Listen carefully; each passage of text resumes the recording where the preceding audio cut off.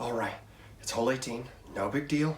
All I gotta do is sink this putt, and if I sink this putt, then I don't have to buy Taco Bell for Jake. And if I don't have to buy Taco Bell for Jake, then I can buy a new disc, and then my wife won't be upset with me. Yeah, just sink this putt and you win. Just all you gotta do is sink this putt and you win.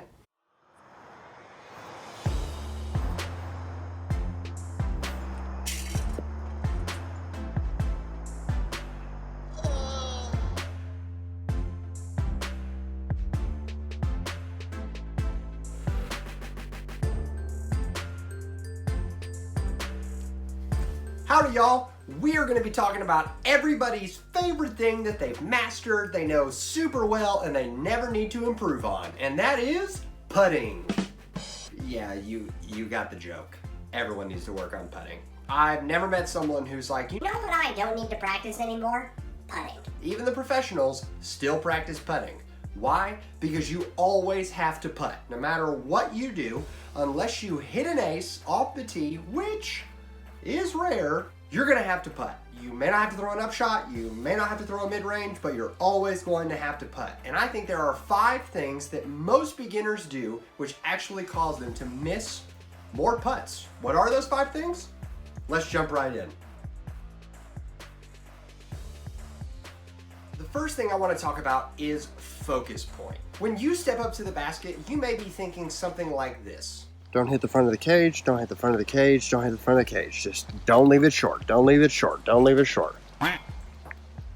Come on, dude. Most of the time, I don't know about you, but when I do that, just like I did in rounds this week, I tend to smash the front of the basket. And I honestly aimed exactly where I was focusing on.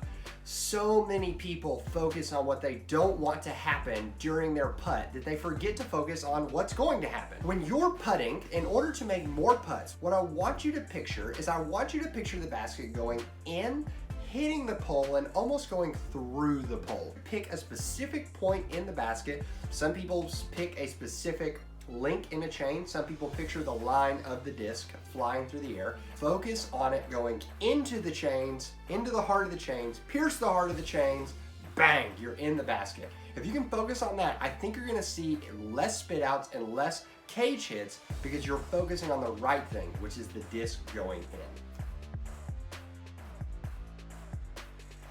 I have seen some people get out there and putt extremely well, right? You see them do things like this.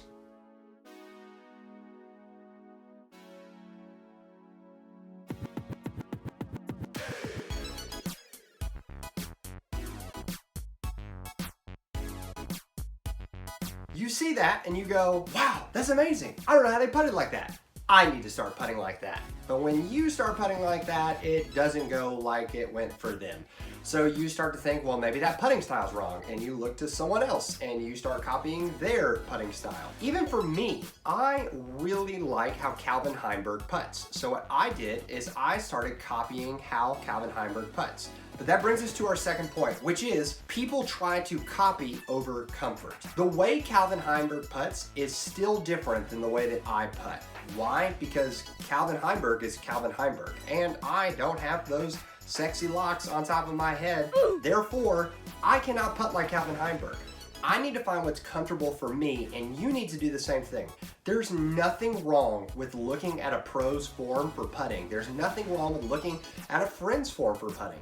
But you need to decide for you what feels comfortable for your grip, what feels comfortable in your style that is replicatable.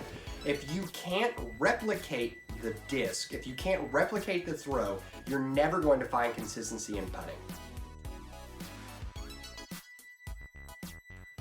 Oh, do I see this happen all the time? When it comes to longer putts, most people think, oh, I have to throw it harder. Guys, if you haven't figured this out already, the key to power in disc golf isn't here. It's in your legs. And the same is true for putting. If you want to putt better, you need to use your legs. You need to lean back, rock a little bit, feel the flow of power coming from your legs. So when you're further out, you're not changing your arm motion to something wild. You're using your legs, engaging your body on the putt. And I promise, if you putt like that, You're gonna feel more confident as you throw it, and watch that disc as it wobbles significantly less, because you stop thinking putting was just an arm thing and realize putting was a body and mind thing. I'll tell you this, and here's what's gonna happen. You guys may get out there and you may think, all right, I'm using my legs, I've got the power, here we go, 50-foot putts, it's in. And so you run it. And when you miss, you actually end up with a 35-foot putt on the other side. That's still a tough putt, so you run it again. Now you have a 25-foot putt on the other side. You run it again, and now you've just four-putted what should have been a layup and drop it in. Over-aggression kills so many people on the putting green. Most people who miss short into the basket. And what I don't need you to do is, when you miss short into the basket, what that tells me is you didn't fully commit to the putt. You were nervous, you didn't know what was going on. You threw it into the basket and it was a sign of undercommitment. I'm not talking about over-aggression there. I'm talking about over-aggression on putts that you have no business running. And I'm not trying to be offensive here, because it feels really good to throw something in from 50 feet. But when I'm running a putt from 50 feet, I'm not thinking to myself, oh yeah, this is in. But when I miss, I'm only going to be 10 to 15 feet past the basket. If you're 50 feet out, take your medicine, lay it up next to the basket and drop it in. And then watch as your friends try to run it. They run it way past and you wave at them as they ride the bogey train all the way past you on this game. So the last one and the last tip here for this video is follow through. You think about follow through when you drive, but a lot of people don't think about follow through on putting. Your follow through after you putt may look something like this.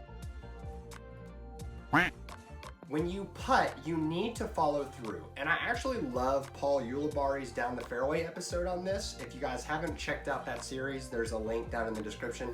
You should definitely check it out. But he talks about when he's putting, he focuses on that focus point. He stays focused on that until the putt is finished. He doesn't throw it up and then while it's in the air go, okay, well, hey, look, a bird. When you finish your putt, you're gonna see more height, you're gonna see more power come out of the disc. Good putters are confident. You wonder. Your final point is you gotta practice. No one got better at putting because they woke up and said, hey, I'm a better putter today.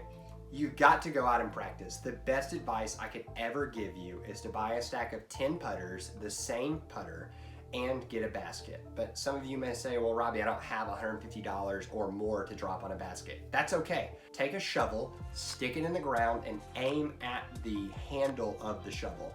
If you can hit the handle of a shovel consistently from 25 feet out, I guarantee you that you are going to win any rec division by 10 strokes. Why?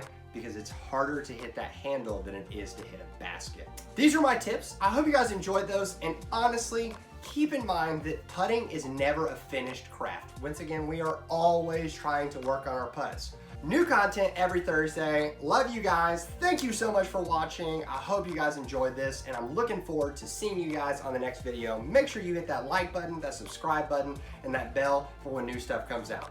Thank you so much, but for now, I'm gonna leave you with the birdie.